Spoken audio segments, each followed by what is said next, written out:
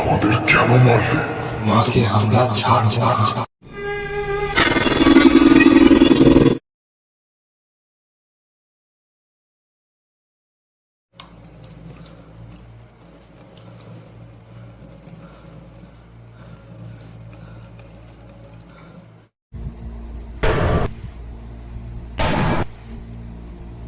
শুনছো, চাকরিটা আমি পেয়ে গেছি।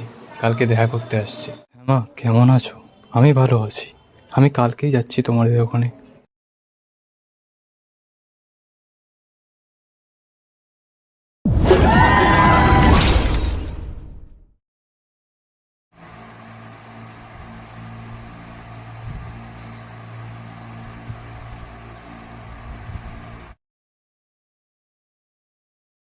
Breaking news!